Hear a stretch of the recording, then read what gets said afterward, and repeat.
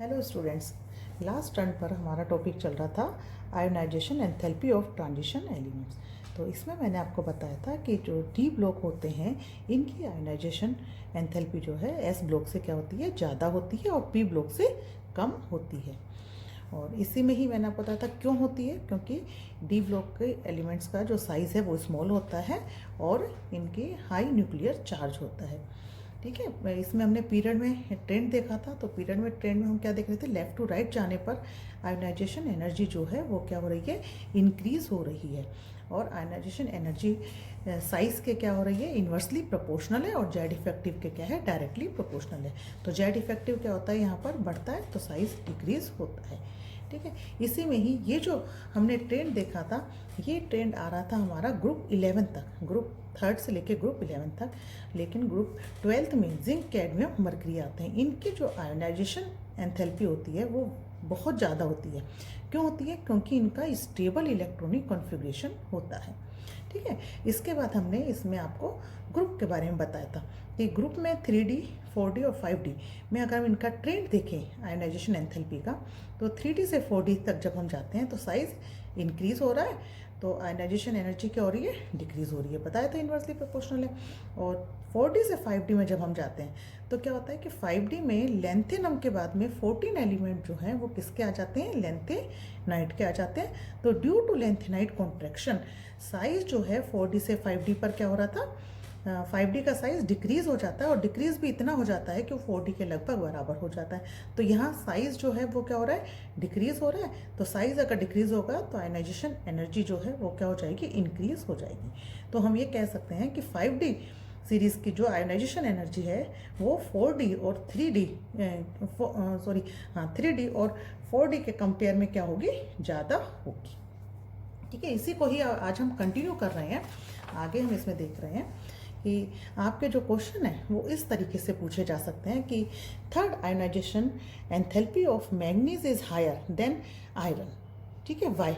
तो अब इसमें आपको, जैसे मैंने पहले ही बताया था कि इलेक्ट्रॉनिक कॉन्फ़िगरेशन जो है वो आपको अच्छे से आने चाहिए।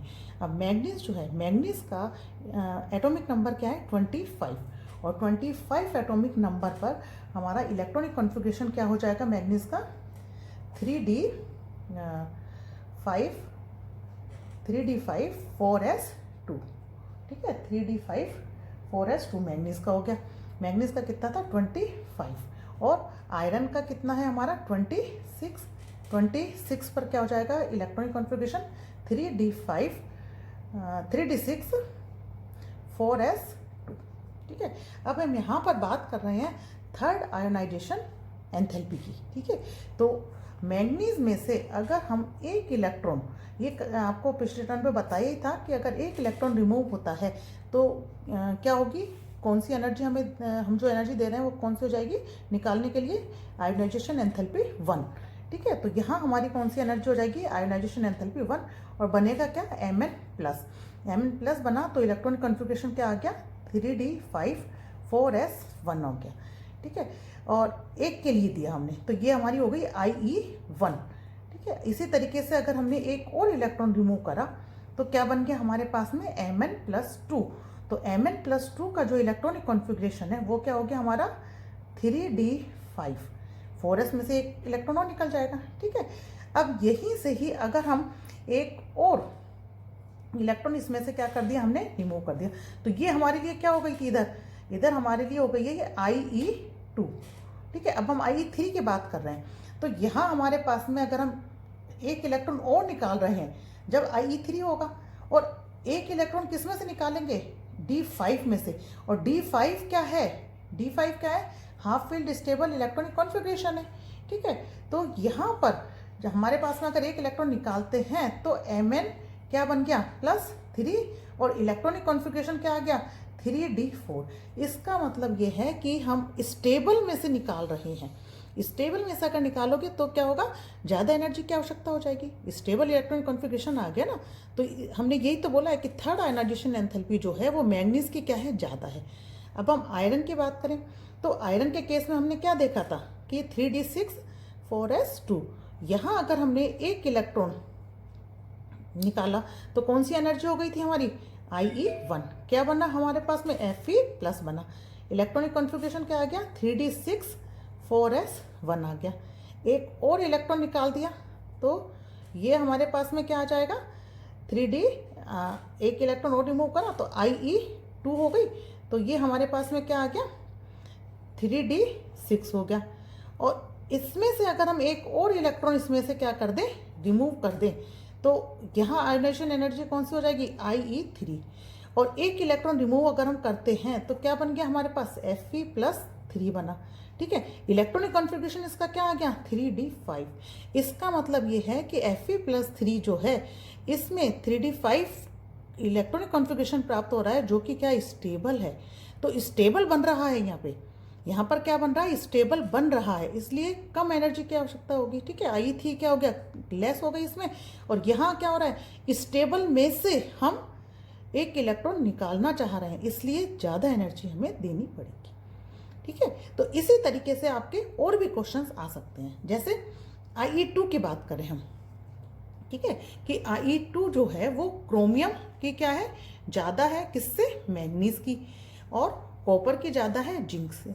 कैसे, क्रोमियम का कितना एटॉमिक नंबर 24 है, मैग्नीज का कितना होता है 25। तो क्रोमियम का इलेक्ट्रॉनिक कॉन्फ़िगरेशन क्या हो जाएगा हमारा 3d5 4s1। मैग्नीज का क्या था 3d5 4s2 हो गया। ठीक है, अब हम कह रहे हैं कि IE2 की बात कर रहे हैं। तो IE2 हमारे पास में क्या होगा, पहले हमने एक इलेक्ट्रॉन निकाला, ठीक है, एक इलेक्ट्रॉन रिमूव करेंगे तो क्या हो जाएगी IE1 बनेगा क्या क्रोमियम प्लस हमारे पास में क्या हो गया 3d5 यही बचेगा क्योंकि S का एक इलेक्ट्रॉन निकल गया। और अब हम सेकंड इलेक्ट्रॉन मतलब IE2 सेकंड इलेक्ट्रॉन अगर निकालेंगे तो कौन सी एंथैल्पी हो जाएगी हमारी IE2 हो जाएगी ना यहाँ पर। तो IE2 जो है वो हमारी किससे होगी, किससे निकालना है हमें 3d5 से, क्रोमियम प्लस से। यहाँ पर बनेगा क्या हमारे पास में क्रोमियम +2 बना। ठीक है, तो ये हमें किससे निकालना पड़ा क्रोमियम प्लस 3d5 से। तो 3d5 जो है वो half field extra stable electronic configuration होता है, हम जानते हैं। तो उससे एनर्जी निकालनी पड़ेगी और हमारे पास में क्या बन रहा है 3d4 बनेगा। तो ये एनर्जी क्या हो जाएगी IE2 ज़्यादा होगी क्रोमियम के लिए, और यही हम बोल रहे हैं क्रोमियम के लिए क्या है ज़्यादा होती है। ठीक है, इसी तरीके से मैग्नीज का करके देखो। तो इनके लिए आप इलेक्ट्रॉनिक कॉन्फ़िगरेशन अच्छे से पहले समझ लीजिए, उसके बाद ही आएगा। अगर आपको नहीं आ रहा तो एक बार आप वो वीडियो देख सकते हैं जिसके अंदर मैंने इलेक्ट्रॉनिक कॉन्फ़िगरेशन कराया है और उसमें मैंने ट्रिक भी बता रखी है, तो आप उस ट्रिक से भी उसे याद कर सकते हैं एटॉमिक नंबर और इलेक्ट्रॉनिक कॉन्फ़िगरेशन। ठीक है, तो अब मैग्नीज की बात कर रहे थे। मैग्नीज में क्या था 25 है 3d5 4s2। ठीक, तो यहाँ पर अगर एक इलेक्ट्रॉन रिमूव करते हैं तो क्या बन गया हमारा IE1 हो जाएगा ये फर्स्ट इलेक्ट्रॉन के लिए। तो Mn क्या बना प्लस, इलेक्ट्रॉनिक कॉन्फ़िगरेशन क्या आ गया 3d5 4s1। ठीक है, IE2, अब IE2 यहाँ पर एक इलेक्ट्रॉन और रिमूव करा तो क्या हो गई IE2 बनने में क्या होगा Mn+2 बना। और Mn+2 अगर IE2 हम करते हैं, ठीक है, कि एक इलेक्ट्रॉन रिमूव करते हैं तो यहाँ पर क्या प्राप्त होगा हमें 3d5 जो कि क्या है एक स्टेबल इलेक्ट्रॉनिक कॉन्फ़िगरेशन है। क्या है एक स्टेबल इलेक्ट्रॉनिक कॉन्फ़िगरेशन है। तो यहाँ हमें स्टेबल मिल रहा है इसलिए हमें कम एनर्जी की आवश्यकता होगी कि वो आसानी से देकर क्या कर देगा स्टेबल इलेक्ट्रॉनिक कॉन्फ़िगरेशन प्राप्त कर लेगा।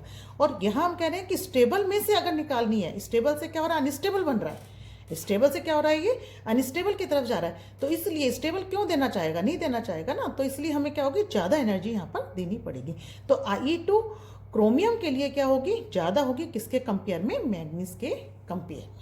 ठीक है, इसी तरीके से कॉपर और जिंक का हम देख सकते हैं। कॉपर का कितना होता है 29, ये सब आप अपने आप लिख कर करना तो आपको अच्छे से प्रैक्टिस हो जाएगी।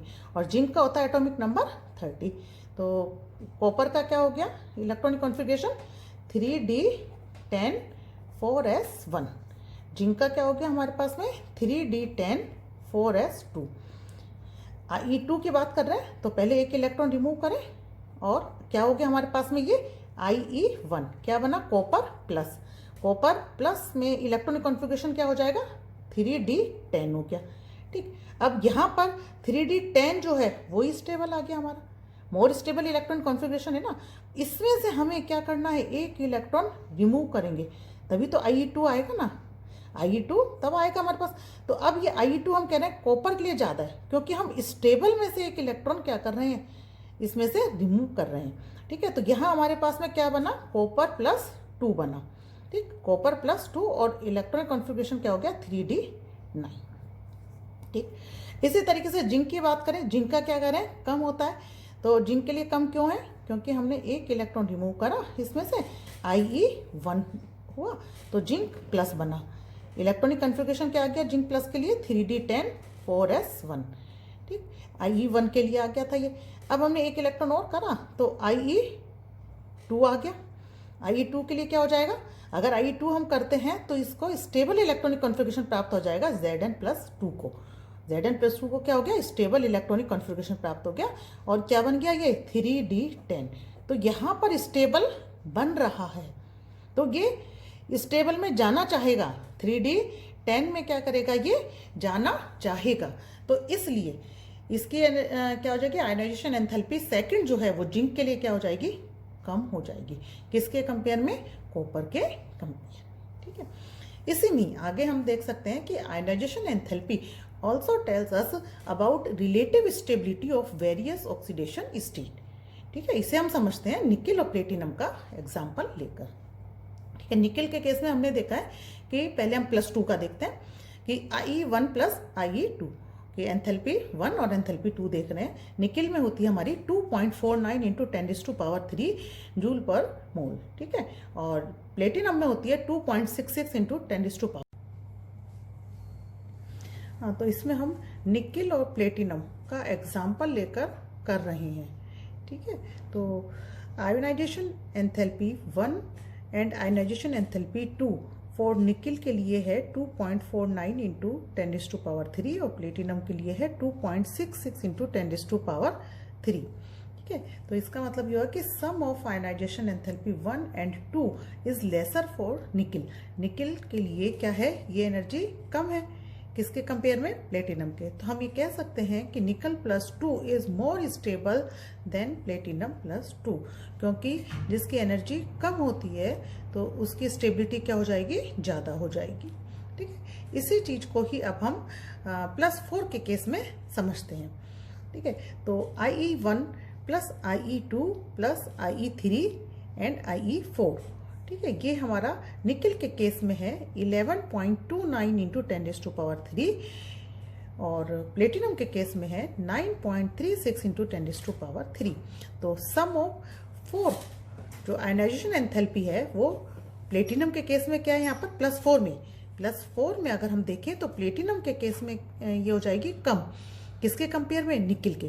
तो हम कह सकते हैं कि platinum +4 is more stable than nickel +4, कि sum of Ie1 + Ie2 + Ie3 + Ie4 is lower for platinum as compared to nickel। यही चीज हम आपको बता रहे हैं। ठीक है, इसी में ही अब एक क्वेश्चन यहाँ पर बनता है कि K2PtCl6 exist while corresponding nickel compound is unknown। Why? कि यहाँ पर हम कह रहे हैं कि प्लेटिनम का जो कंपाउंड है वो तो नोन है, लेकिन प्लेटिनम के ही समकक्ष अगर हम देखें निकिल का कंपाउंड वो नोन नहीं है। क्यों नहीं है, क्योंकि यहाँ पर अभी हमने बताया था आपको कि निकिल की जो एंथैल्पी है 4 एंथैल्पी +4 की बात कर रहे हैं, तो हमें 4 इलेक्ट्रॉन निकालने होंगे तभी तो होगा, तो हम इन चारों को ऐड कर लेंगे। तो ये जो एनर्जी है वो प्लेटिनम के कंपेयर में निकिल की क्या हो जाएगी, ज़्यादा हो जाएगी। ठीक है, तो इसलिए निकिल की जो ऑक्सीडेशन स्टेट है +4 में वो स्टेबल नहीं होगी। तो यही हमने बताया है, it is because +4 oxidation state of nickel is not very stable as the sum of first 4 ionisation enthalpy of nickel is high. यही बता रहे हैं कि फर्स्ट 4 जो आयोनाइजेशन एंथैल्पी है निकिल की वो क्या हो रही है, हाई होती है। अब इसी में जैसे इस तरीके से भी क्वेश्चन आपसे पूछ लिया जाता है कि the second ionization enthalpy is usually high for chromium and copper. कि हम कह रहे हैं क्रोमियम और कॉपर के लिए जो है वो सेकंड आयनाइजेशन एंथैल्पी क्या है, हाई है। तो वो आप ऐसे बता सकते हैं कि क्रोमियम के केस में हमने देखी थी सेकंड हाई आ रही है, ठीक है। लेकिन इसी क्वेश्चन को ही पलटकर वो पूछ सकते हैं कि फर्स्ट जो आयनाइजेशन एंथैल्पी है वो क्या है, दोनों के केस में लो है। लो क्यों आ रही है वो आप देख रहे हैं कि जब हम फर्स्ट आयनाइजेशन एंथैल्पी देख रहे थे तो फर्स्ट में क्या हुआ था, फर्स्ट में जब यहाँ पर Cr+ बन रहा है तो extra stable half field electronic configuration हमें प्राप्त हो रहा है। क्रोमियम के केस में हाफ फील्ड प्राप्त हो रहा है, और अगर हम कॉपर की बात करें तो वहां पर हमें क्या हो रहा है, extra stable full field electronic configuration प्राप्त हो रहा है, ठीक है। तो इस तरीके से अगर IE1 फर्स्ट की बात करते हैं तो लो वैल्यू होगी दोनों में, और अगर IE2 की बात करते हैं तो वैल्यू क्या हो जाएगी, हाई हो जाएगी। हाई क्यों होगी, क्योंकि हमें एक इलेक्ट्रॉन कहाँ से लेना होगा, वो स्टेबल इलेक्ट्रॉनिक कॉन्फ़िगरेशन में से। तो ये आपको अब अच्छे से समझ में आ गया होगा कि किसी भी तरीके से हम आयनाइजेशन एंथैल्पी 1, 2, 3 किसी के लिए भी कंपेयर अगर कराया जाए तो कैसे करना है, ठीक है। अब यहाँ पर मैं आपको फिर एक बार यही बात बोलना चाहूँगी कि आप जो इलेक्ट्रॉनिक कॉन्फ़िगरेशन है वो अगर आपको अच्छे से नहीं याद होंगे, एटॉमिक नंबर भी साथ में, क्योंकि एटॉमिक नंबर याद होंगे तो ही इलेक्ट्रॉनिक कॉन्फ़िगरेशन होंगे आपको, वो अगर आपको याद होंगे तो आप इस तरीके से क्वेश्चन अटेम्प्ट कर सकते हैं, अदरवाइज आपको ये समझ में नहीं आएगा। और इसके लिए आप वीडियो नंबर 2 में मैंने इलेक्ट्रॉनिक कॉन्फ़िगरेशन बता रखा है, तो अगर नहीं आपने देखा हो तो वो आप देख लीजिए और इन्हें पहले करिए। उसके बाद आप जितने भी मैंने आपको क्वेश्चंस कराए हैं वो सब क्वेश्चन आप अपने आप बिना देखे करने की कोशिश करना, तो आपको अच्छे से समझ में आ जाए, ठीक है। नेक्स्ट जो टॉपिक है हम नेक्स्ट क्लास में लेंगे। Thank you.